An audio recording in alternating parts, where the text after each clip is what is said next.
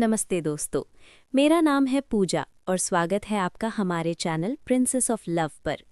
आगे बढ़ने से पहले अगर आपने अभी तक हमारे चैनल को सब्सक्राइब नहीं किया है तो नीचे दिए गए लाल बटन को दबाकर सब्सक्राइब कर लें और बेल आइकन को ऑल पर सेट कर दें ताकि आपको हमारी हर नई वीडियो की नोटिफिकेशन मिलती रहे।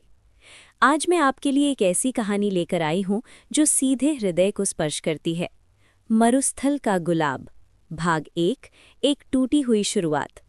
अयान का जन्म एक ऐसे गांव में हुआ था जहां रेत के टीलों के अलावा कुछ नहीं था। गरीबी वहां की हवाओं में घुली थी। अयान के पिता एक मामूली खेतीहर मजदूर थे जो साल भर बारिश की राह देखते थे। अयान के पास पहनने के लिए ढंग के जूते नहीं थे, लेकिन उसकी आंखों में एक अजीब सी चमक थी।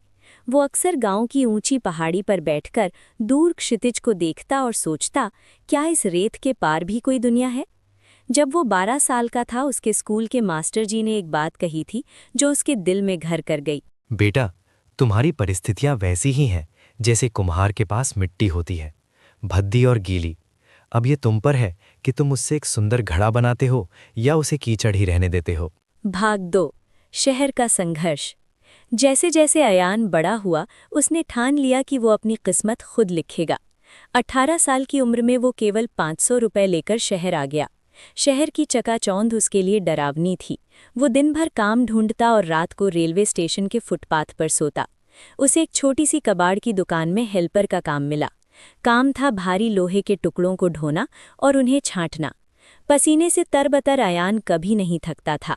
रात को जब बाकी मजदूर ताश खेलते या सो जाते, अयान कचरे में फेंकी गई पुरानी किताबों और अखबारों को पढ़ता। उसने अपनी अंग्रेजी और गणित खुद ही उन फटी हुई किताबों से सुधारी। भाग 3, अवसर की आहट। एक दिन दुकान के मालिक खन्ना जी अपनी कार खराब होने की वजह से परेशान थे। उन्होंने मैकेनिक को फ़ोन किया, लेकिन उसे आने में समय था। अयान ने दबे पांव पास जाकर कहा, साहब, क्या मैं देखूं? शायद बैटरी का तार ढीला है। खन्ना जी हंसे। खबार ढोने वाला कार ठीक करेगा? लेकिन अयान की आंखों का आत्मविश्वास देखकर उन्होंने उसे मौका दिया। अयान ने उन पुरानी किताबों से सीखा था कि इंजन कैसे काम करते हैं।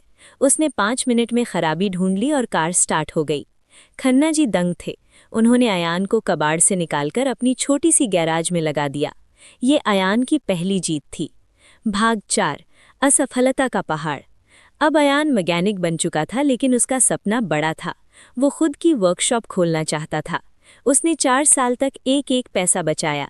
जब उसने अपनी छोटी सी दुकान खोली तो किस्मत ने करवट बदली।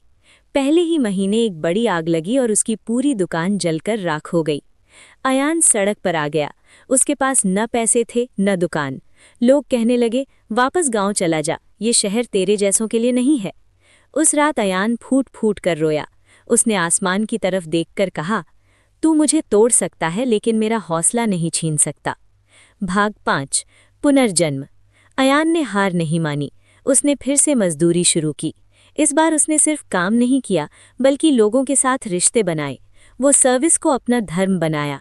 वो लोगों के घर जाकर उनकी गाड़ियां ठीक करने लगा। उसकी ईमानदारी की चर्चा पूरे शहर में होने लगी। धीरे धीरे उसने एक स्मार्ट रिपेयर ऐप का आइडिया सोचा, जहां लोग घर बैठे मैकेनिक बुला सकें। उसने एक कॉलेज के छात्र की मदद से ऐप बनवाया। शुरुआत में किसी ने भरोसा नहीं किया, लेकिन अयान की मेहनत रंग लाई। 2 साल के भीतर उसकी कंपनी रेत का गुलाब पूरे राज्य में फैल गई। भाग 6, शिखर पर वापसी। आज अयान एक आलीशान ऑफिस में बैठता है। उसके पास हजारों कर्मचारी हैं। वो अब सिर्फ गाड़ियां ठीक नहीं करता, बल्कि गरीब बच्चों के लिए स्कूल भी चलाता है। जब उससे कोई पूछता है कि उसकी सफलता का राज क्या है, तो वो बस मुस्कुरा कर कहता है, सफलता ये नहीं है कि आप कितनी ऊंचाई पर पहुंचे, बल्कि ये है कि आप जब नीचे गिरे तो आप कितनी जोर से वापस उछले। सीख। संसाधन कम हो तो भी सीखने की इच्छा आपको भीड़ से अलग बनाती है। अयान ने कबाड़ में भी किताबें खोजी।